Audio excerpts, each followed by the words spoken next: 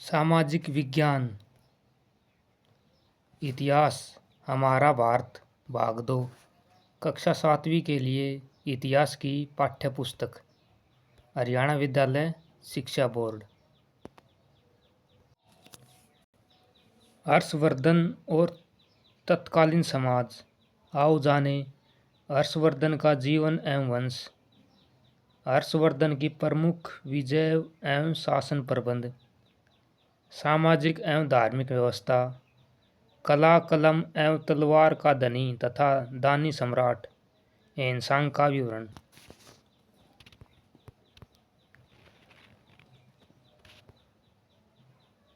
सम्राट हर्षवर्धन पुष्यभूति वंश के महान शासक थे, जिन्होंने विपरीत परिस्थितियों के बावजूद भी भारतवर्ष को एकता के सूत्र में बांधा।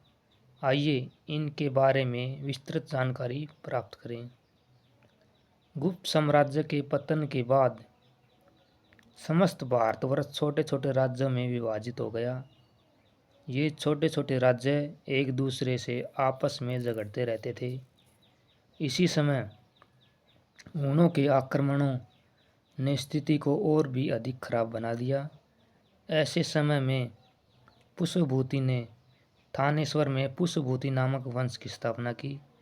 इस वंश के शासकों का वर्णन इस प्रकार किया जा सकता है।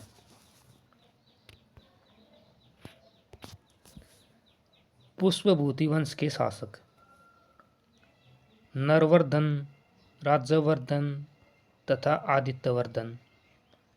1505 ईस्वी से 505 ईस्वी से 580 ईस्वी।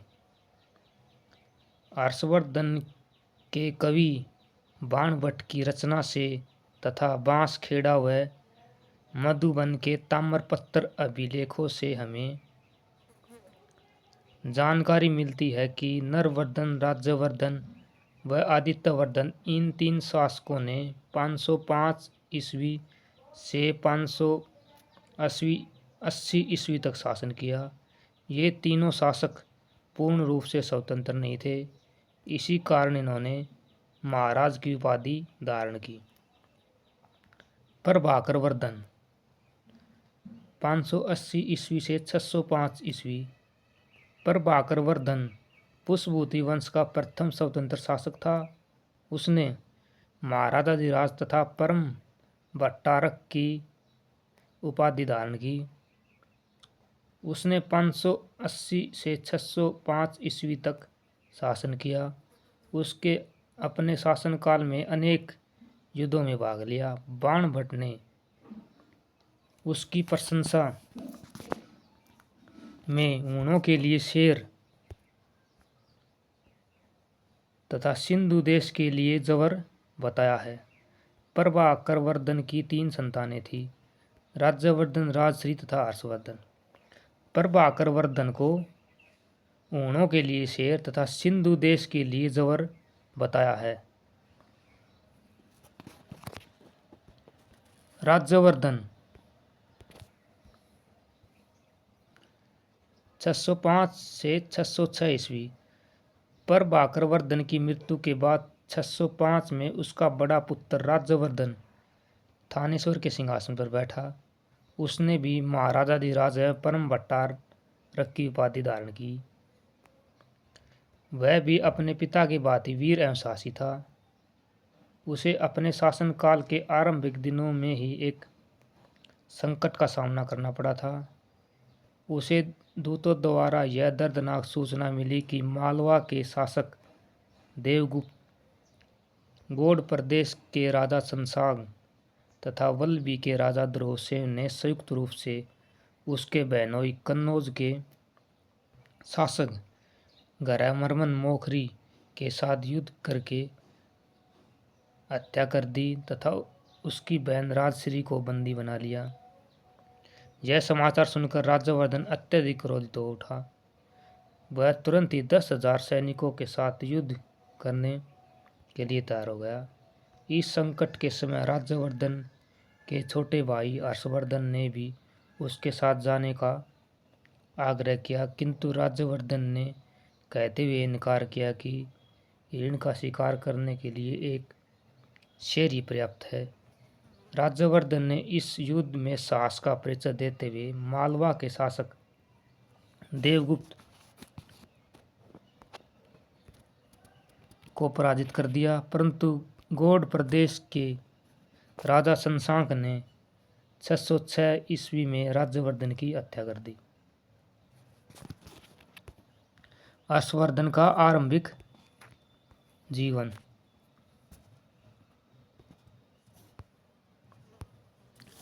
जन्म।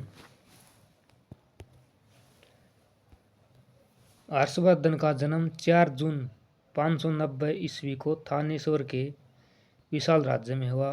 हर्षवर्धन के जन्म के बाद कई दिनों तक समस्त राज्य में उत्सव मनाया गया। माता पिता।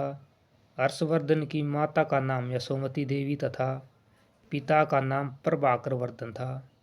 हर्षवर्धन अपनी माता की भांति सहनशील तथा पिता की भांति साहसी एवं प्रतापी राजा था।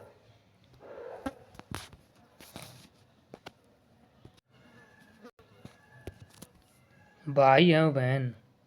हर्षवर्धन 3 भाई बहन थे। सबसे बड़े भाई का नाम राज्यवर्धन व बड़ी बहन का नाम राजश्री था। हर्षवर्धन सबसे छोटे थे। हर्षवर्धन अपने भाई का बहुत आदर करता था तथा अपनी बहन से अथाह प्रेम करता था। शिक्षा। हर्षवर्धन बहुत ही विद्वान एवं बुद्धिमान था, जिसने यह अनुमान लगा जाता है कि हर्षवर्धन की शिक्षा दीक्षा का उचित ढंग से प्रबंध किया गया था।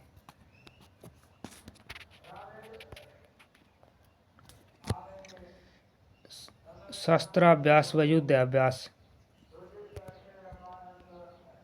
हर्षवर्धन का बचपन उसकी माता यशोमती के भतीजे बंडी के साथ बीता। निरंतर युद्धाभ्यास व शास्त्राभ्यास व युद्धाभ्यास से वह एक श्रेष्ठ घुड़सवार योद्धा बने।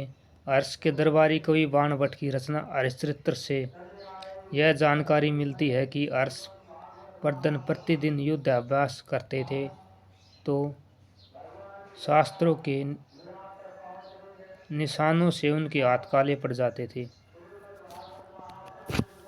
क्या आप जानते हैं सम्राट हर्षवर्धन के राज्य की प्रथम राजधानी थानेश्वर सरस्वती नदी किनारे स्थित थी और हर्ष का टीला पहले किला था जिसमें 52 बुर्जियां थी। थानेश्वर राज्य में राज्याभिषेक। 606 ईस्वी से 647 ईस्वी। बड़े भाई की आकस्मिक मृत्यु के उपरांत मात्र 16 वर्ष की आयु में प्रधानमंत्री बंडी के परामर्श से हर्षवर्धन का राज्याभिषेक 606 ईस्वी में थानेश्वर में किया गया। कन्नौज की प्राप्ति। राज्याभिषेक के उपरांत हर्ष ने सबसे पहले अपने शत्रुओं से बदला लिया। उस समय हर्षवर्धन को पता चल गया कि राज्यश्री कारागार से भागकर विंध्याचल के जंगलों में चली गई है। हर्षवर्धन ने दिवाकर मित्र नामक बौद्ध सन्यासी की सहायता से अपनी बहन को खोज लिया। उस समय वह सती होने जा रही थी। हर्षवर्धन अपनी बहन को सकुशल देखकर प्रसन्न हो गया। जब हर्षवर्धन अपनी बहन के साथ कन्नौज पहुंचे तो प्रजा ने उनका भव्य स्वागत किया। राज्यश्री के आग्रह पर हर्ष ने थानेश्वर को कन्नौज में मिलाकर अपनी राजधानी कन्नौज घोषित कर दिया। थानेश्वर तथा कन्नौज के मिलने से हर्षवर्धन की ताकत दोगुनी हो गई। इस प्रकार अपनी आरंभिक समस्याओं पर काबू पाते ही हर्ष ने अपना विजय अभियान शुरू किया। हर्षवर्धन की प्रमुख विजय।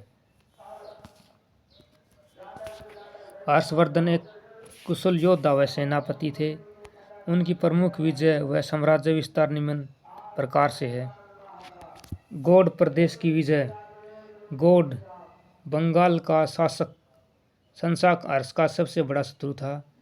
वह शैव मत को मानता था। वह बौद्ध मत का घोर विरोधी था। उसने पवित्र गया का बौद्ध वृक्ष भी कटवा दिया था। शुरू में हर्ष ने बंडी को सेना के साथ गौड़ पर आक्रमण करने के लिए भेजा, परंतु बंडी और सेना उसका पूरी तरह से दमन नहीं कर सके।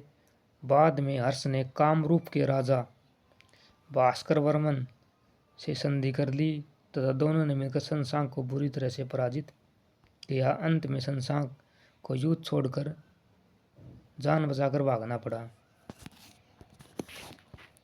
5 प्रदेशों की विजय।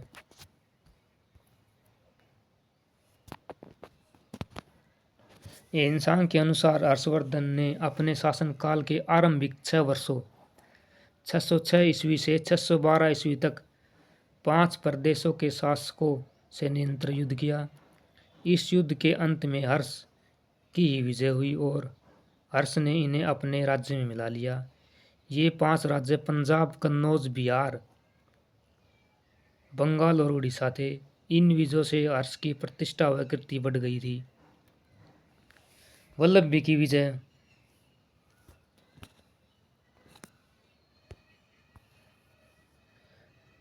हर्ष के समय में वल्लभी गुजरात एक शक्तिशाली व संपन्न राज्य था। भौगोलिक दृष्टि से भी यह महत्वपूर्ण था। हर्षवर्धन ने 630 ईस्वी में एक विशाल सेना के साथ वल्लभी पर आक्रमण किया। वहाँ दुर्योधन द्वितीय का शासन था। इस युद्ध में दुर्योधन की पराजय हुई और उसे बड़ौच के राजा दद्दा द्वितीय के पास शरण लेनी पड़ी। दद्दा के कहने पर हर्ष ने दुर्योधन का राज्य उसे लौटा दिया तथा दुर्योधन ने हर्षवर्धन की अधीनता स्वीकार कर ली। हर्ष ने अपनी पुत्री का विवाह दुर्योधन से करके उसे अपना जामाता बना लिया। कामरूप की विजय। हर्षवर्धन ने कामरूप असम के शासक भास्कर वर्मन को पराजित करके उसके राज्य को भी अपने अधीन कर लिया। किंतु हर्ष ने शशांक को हराने के लिए भास्कर वर्मन की सेवाओं को ध्यान में रखते हुए उसे उसका राज्य वापस कर दिया। भास्कर वर्मन ने हर्ष की अधीनता पहले ही स्वीकार कर ली थी। कन्नौज सम्मेलन के दौरान उसे कई हाथी उपहार में दिए थे। सिंध की विजय। पर भास्करवर्धन ने सिंध के राजा को पराजित कर सिंध पर अधिकार कर लिया था। किंतु उसकी मृत्यु के बाद अराजकता का लाभ उठाकर सिंध ने पुनः स्वतंत्रता प्राप्त कर ली। हर्ष ने अपनी स्थिति दृढ़ करके सिंध पर आक्रमण कर एक प्रभावशाली विजय प्राप्त की। कश्मीर की विजय। हर्षवर्धन के शासनकाल में कश्मीर का राजा दुर्लभवर्धन था। ऐसा माना जाता है कि कश्मीर के एक विहार में महात्मा बुद्ध का एक पवित्र दांत रखा था जिससे सदैव रोशनी रहती थी। हर्ष ने कश्मीर के राजा दुर्लभवर्धन को हराकर बलपूर्वक उससे अधीनता स्वीकार करवाई तथा महात्मा बुद्ध का पवित्र दांत ले जाकर कन्नौज के विहार में स्थापित करवाया। नेपाल की विजय। बाणभट्ट के अनुसार हर्ष द्वारा बर्फीले प्रदेश में आक्रमण कर विजय प्राप्त की गई थी। कुछ इतिहासकारों का अनुमान है कि यह नेपाल ही था। इसका कारण यह भी है कि नेपाल के शासक अंशुवर्मन ने अपने राज्य में हर्षसंवत का प्रचलन आरंभ किया था, जो यह प्रमाणित करता है कि अंशुवर्मन ने भी हर्षवर्धन की अधीनता स्वीकार की थी। गंजम की विजय। हर्ष की अंतिम विजय गंजम उड़ीसा की थी। यह प्रदेश पूर्वी तट उड़ीसा पर स्थित था। इस क्षेत्र पर हर्ष ने आरंभिक आक्रमण सफल नहीं रहे। अंत में 647 ईस्वी में वह इस पर विजय प्राप्त करने में सफल रहा, क्योंकि इस समय पुलकेशिन द्वितीय की मृत्यु हो चुकी थी, जो उसका समकालीन शासक था। उड़ीसा के 80 नगरों का उसने स्थानीय बौद्ध मंदिर को दान में दिया था। राज्याभिषेक। राज सिंहासन या गद्दी पर बैठने के समय होने वाला वैदिक संस्कार राज तिलक विहार बौद्ध भिक्षुओं के रहने की जगह है। अराजकता। राजा न होने की स्थिति में फैली व्यवस्था। संवत समय गणना या भारतीय मापदंड।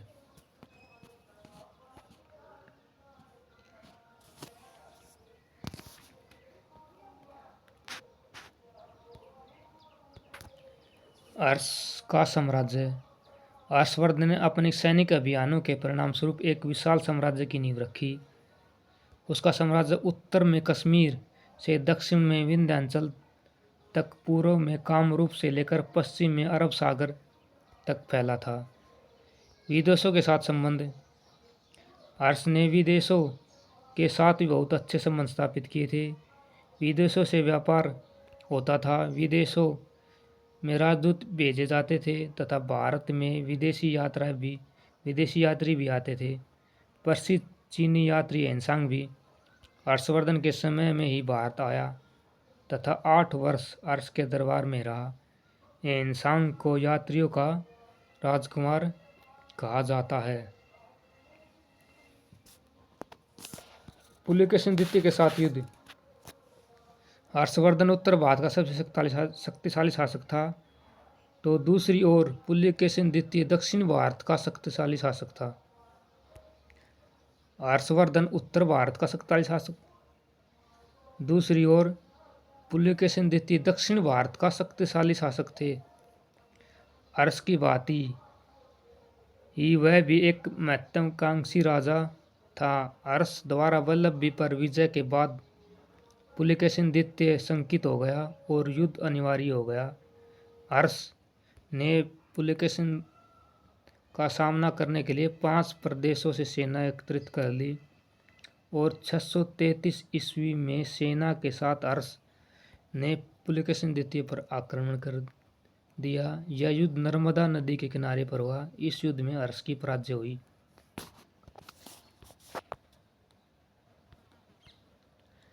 हर्ष का शासन प्रबंध। हर्ष न केवल एक महान विजेता और साम्राज्य निर्माता ही था, अपितु एक कुशल शासन प्रबंध भी था। उसने अपने साम्राज्य में उच्च कोटि की शासन प्रणाली स्थापित की थी। उस समय शासन व्यवस्था का स्वरूप इस प्रकार था। राजा। हर्षवर्धन राज्य का सर्वोच्च अधिकारी था।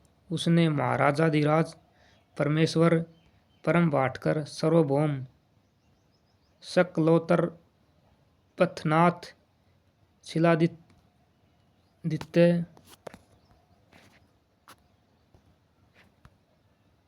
आदि उपाधियां धारण की थी। राजा की शक्ति असीमित थी। वह राजा सेना का सर्वोच्च सेनापति था और सर्वोच्च न्यायाधीश भी वही होता था।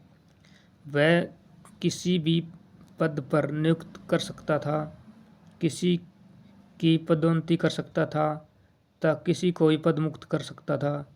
राजा का निर्णय अंतिम होता था। मंत्रिपरिषद।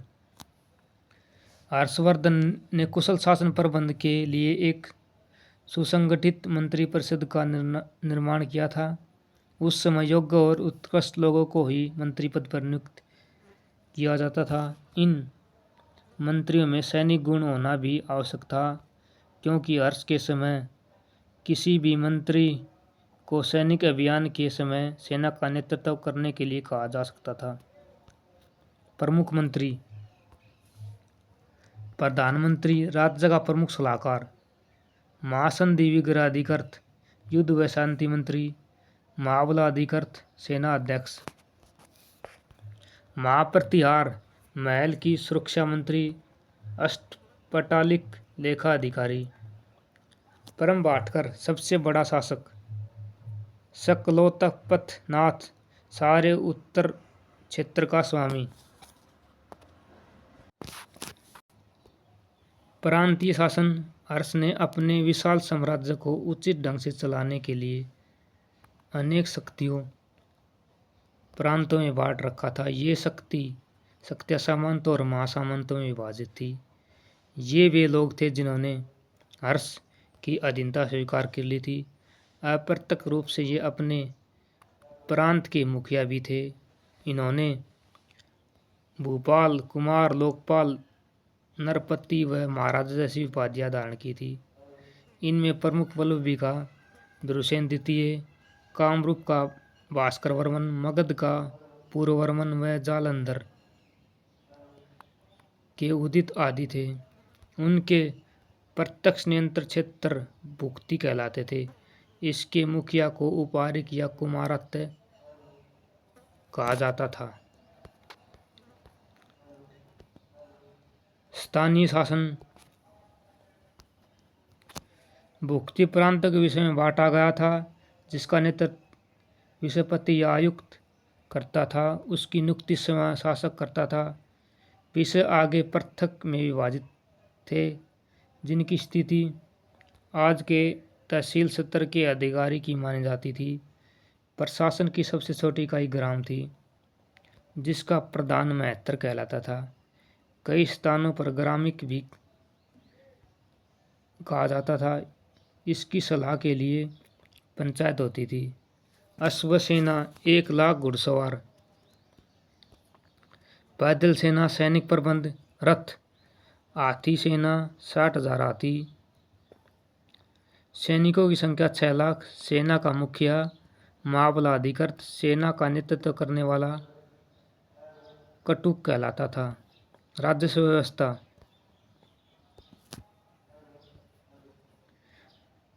आय राज्य का मुख्य साधन भू राजस्व था। यह कुल उपज का 1/6 भाग लिया जाता था। इसे भाग या उद्रक कहा जाता था। प्रजा सेविका से राजा को जो उपहार देती थी वह बलि कहलाता था। उसके अतिरिक्त चुंगी कर, बिक्री कर, वन कर आदि थे। व्यय हर्षवर्धन निम्नलिखित 5 तरह से अपनी वितरित करते थे संपत्ति, जो इस प्रकार हैं। दान देना। हर्षवर्धन एक दानवीय सम्राट था। उसने नालंदा विश्वविद्यालय को 200 गांव दान कर दिए थे। हर्षवर्धन धन के अतिरिक्त अपने वस्त्र आदि भी दान किया करते थे। प्रजा हितैषी कार्य। हर्षवर्धन अधिकतर आय प्रजा के कल्याणकारी कार्यों पर खर्च करता था, जैसे चिकित्सालय बनवाना, विश्राम घर बनवाना, सड़कें बनवाना, पुल निर्माण, शिक्षा प्रबंध, पानी का प्रबंध आदि वह खर्च करता था। वेतन। हर्षवर्धन अपनी आय का एक भाग कर्मचारियों को वेतन देने में खर्च करता था। हर्षवर्धन के शासन में एक सेनापति से लेकर साधारण सिपाही को अपने गुजारे के लिए पर्याप्त वेतन दिया जाता था। सेना पर खर्च। हर्षवर्धन अपनी आय का एक बड़ा भाग सेना पर खर्च करता था, जिससे सेना के लिए अस्त्र शस्त्र, कवच, कुंडल, घोड़े तथा हाथियों का प्रबंध किया जाता था। राज परिवार पर खर्च। आय का एक भाग राज परिवार पर खर्च किया जाता था। राज परिवार की जरूरत की वस्तुएं तथा महल की मरम्मत आदि पर खर्च शामिल था। न्याय व्यवस्था। हर्ष के साम्राज्य में कानून व्यवस्था अच्छी थी, अपराध कम थे, दंड कठोर थे। दंडपाशिक व दंडिक इसके मुख्य अधिकारी थे। उसके राज्य में गुप्तचर भी क्रियाशील रहते थे। अपराधियों से जांच के लिए अग्नि, जल, विष तथा तुला परीक्षा करवाई जाती थी। शांति बनाए रखने के लिए हर्ष ने आरक्षी पुलिस विभाग का भी गठन किया था। न्याय करते समय पक्षपात नहीं होता था। अपराधी के अंग काटना में मृत्युदंड भी प्रचलन था। सबसे बड़ा अपराध देशद्रोह था। सामाजिक एवं आर्थिक व्यवस्था। हमें हर्ष काल की आर्थिक व सामाजिक स्थिति के बारे में जानकारी तत्कालीन लेखक जैसे कि बाणभट्ट द्वारा व चीनी स्रोत से मिलती है। सामाजिक व्यवस्था। वर्ण व्यवस्था। उस समय समाज में वर्ण व्यवस्था विद्यमान थी। ब्राह्मण, क्षत्रिय, वैश्य, शूद्र आदि संभवतः उपजातियों का मिश्रित जाति कहा जाता था। ब्राह्मण समाज को शिक्षा देते थे तथा पवित्र कार्य पूरे करवाते थे। वे प्रशासनिक कार्यों में भी राजा को सलाह देते थे। क्षत्रिय रक्षा का कार्य करते थे एवं सैनिक के रूप में कार्यभार उन्हीं के कंधों पर था। वैश्य व्यापारी कार्यों में संलग्न थे। समाज की आवश्यकता की पूर्ति इन्हीं के द्वारा पूर्ण की जाती थी। शूद्रों का कार्य सेवा करना था, जैसे कृषि करना, पशुपालन, घर बनाना, लकड़ी एवं धातु के औजार बनाना आदि।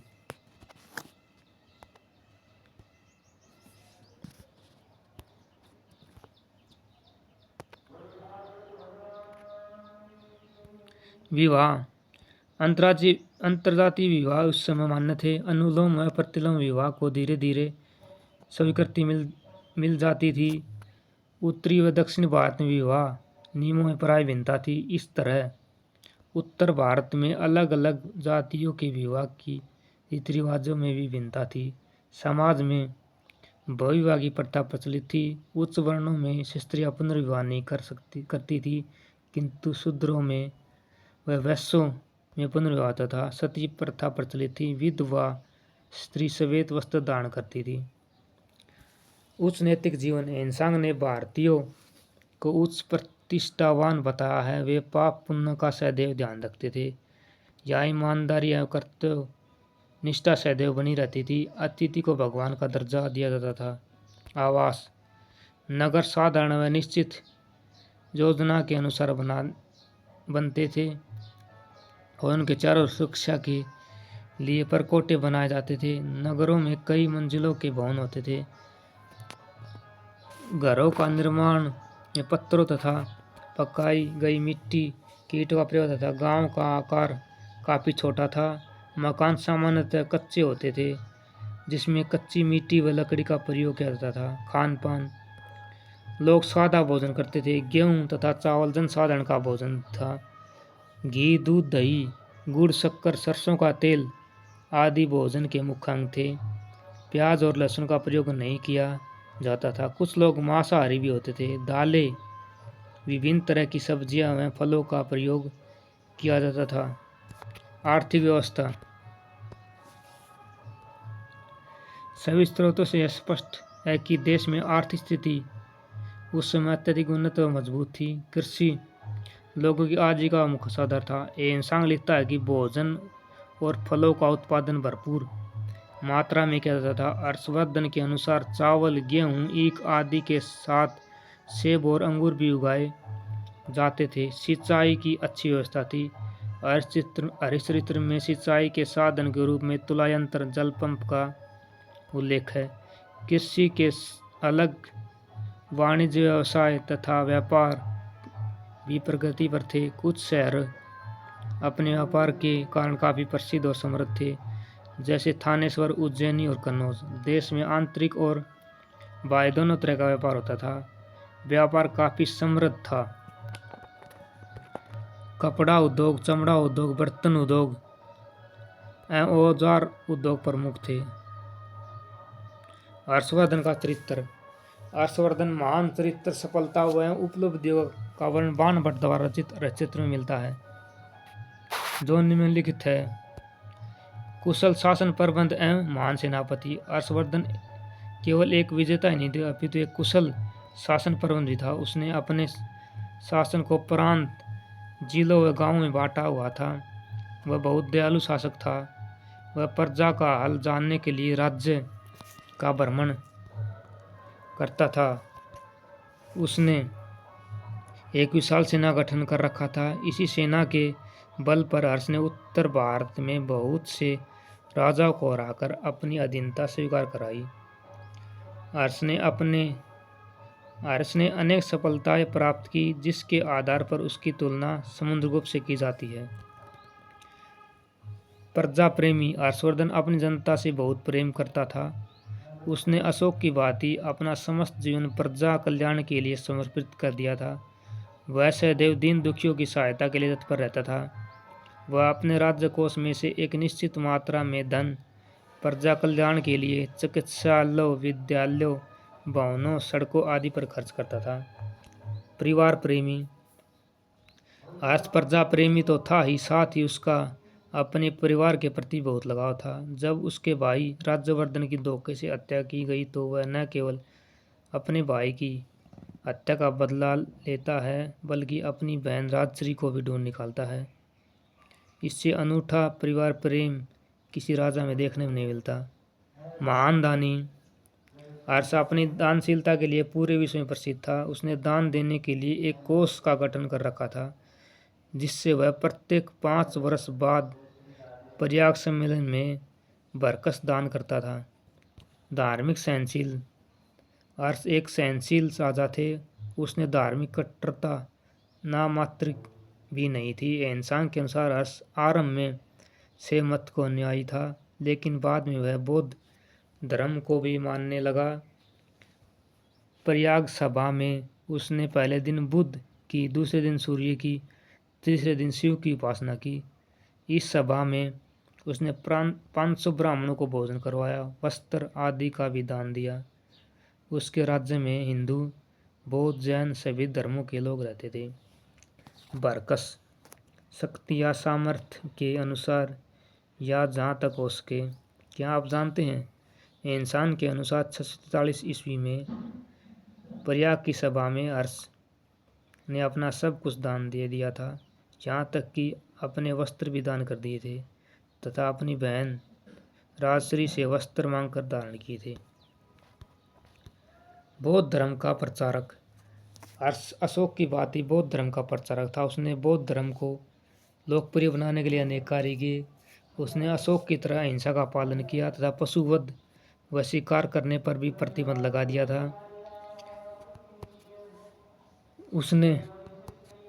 उसने बौद्ध मठों तथा विहारों का निर्माण कराया। वह प्रत्येक वर्ष बौद्ध सभा का आयोजन करता था। उसने धर्म प्रचार के लिए विदेशों से में राजदूत भेजे। हर्ष ने 200 करमुक्त गांव नालंदा विश्वविद्यालय को दिए, क्योंकि उसमें बौद्ध धर्म की शिक्षा दी जाती थी। हर्ष ने बौद्ध धर्म के लिए इतने कार्य किए कि उसका नाम अशोक और कनिष्क के समान ही बौद्ध धर्म के इतिहास में अमर हो गया। विद्वानों का संरक्षण। विद्वानों को हर्ष का विशेष संरक्षण प्राप्त था। हर्ष ने अपने दरबार में अनेक साहित्य और बौद्ध विद्वानों का स्थान दे रखा था। उसने इन विद्वानों के लिए अनेक मठ एवं विहार बनवाए। उसके दरबार में बाण, दिवाकर, मयूर, जयसेन, अबा जैसे विद्वान रहते थे। नाटककार, सम्राट, कला व साहित्य का संरक्षक। हर्ष कला और साहित्य प्रेमी सम्राट था। वह समय एक नाटककार और विद्वान था। उसने 3 नाटकों रत्नावली, नागानंद व प्रियदर्शिका की रचना की। बाण भट्ट ने उसे काव्य रचना में दक्ष बताया। हर्ष की तुलना कालिदास से की गई है। उसने बाण भट्ट जैसे महान साहित्यकार को संरक्षण दिया। उसने हरिश्चंद्र एवं कादम्बरी जैसे ग्रंथों की रचना की। बाण भट्ट ने हरिश्चरित्र एवं कादम्बरी जैसे ग्रंथों की रचना की थी। उसके दरबार का दूसरा अनमोल मोती जयसेन थे, जिसने योग शास्त्र, वेद, ज्योतिष, भूगोल, गणित व चिकित्सा आदि विषयों पर लिखा। हर्ष ने जयसेन को 80 गांव की आय दान में दे दी थी, परंतु उसने इसे स्वीकार नहीं किया। मयूर व मातंग जैसे विद्वान भी इसके दरबार में रहे। मयूर ने सूर्यास्तक की रचना की थी। शिक्षा का संरक्षण। शिक्षा को हर्ष का विशेष संरक्षण प्राप्त था। हर्ष के समय नालंदा विश्वविद्यालय सर्वाधिक प्रसिद्ध था। हर्ष ने 200 करमुक्त गांव नालंदा विश्वविद्यालय को खर्च चलाने के लिए दान में दिए थे। वह अपने राज्य की आय का 1/4 भाग विद्वानों में पुरस्कार के रूप में बांटता था। एसांग ने हर्ष के बारे में विवरण। एसांग एक चीनी यात्री था। उसने यात्रियों का राजकुमार कहा जाता है। वह हर्षवर्धन के शासनकाल में भारत आया तथा लगभग 8 वर्षों तक हर्ष के दरबार में रहा। वह 629 में भारतीय यात्रा के लिए चीन से चला गया। बौद्ध धर्म के तीर्थयात्रियों बौद्ध धर्म के बारे में जानने के लिए भारत आया था। ताशकंद, समरकंद तथा बलख से होता हुआ वह भारत में गंधार प्रदेश पहुंचा। यहाँ से चलकर उन्होंने पंजाब, कपिलवस्तु तथा सारनाथ, श्रावस्ती, कुशीनगर आदि स्थानों की यात्रा की। उसने 2 साल तक नालंदा विश्वविद्यालय में शिक्षा ग्रहण की। दक्षिण भारत में घूमने के बाद 644 में चीन के लिए प्रस्थान कर गया। चीन पहुंचकर उसने अपनी भारत यात्रा का वृत्तांत, जिसका शीर्षक शियू की पश्चिम देश का वृत्तांत, यह ग्रंथ हर्ष कालीन भारतीय राजनीतिक, सामाजिक, आर्थिक, सांस्कृतिक व धार्मिक स्थिति पर प्रकाश डालता है। हर्ष एक विजेता ही नहीं बल्कि एक कुशल शासन प्रबंध, दयालु, दानवीर, साहित्य का संरक्षक तथा उच्च कोटि का विद्वान सम्राट था। हर्ष प्राचीन काल में भारतीय इतिहास का महान सम्राट था, महान साम्राज्य निर्माता था। उसने सम्राट अशोक की बात संपूर्ण शक्ति को जन सेवा में लगा दिया। भौतिक और आध्यात्मिक उन्नति में योगदान देकर राष्ट्र को अग्रसर किया। हर्ष के प्रत्येक कार्य में समाज को उन्नत बनाने के लिए ध्येय विद्यमान होता था।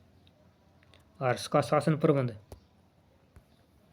राजा, मंत्री परिषद, सैनिक प्रबंध, प्रांतीय शासन, स्थानीय प्रशासन, प्रजा हित कार्य, प्रधानमंत्री, महासन, संधि-अधिकृत, महाबलाधिकृत, महाप्रतिहार, आय व व्यय, कानून, दंड एवं न्याय।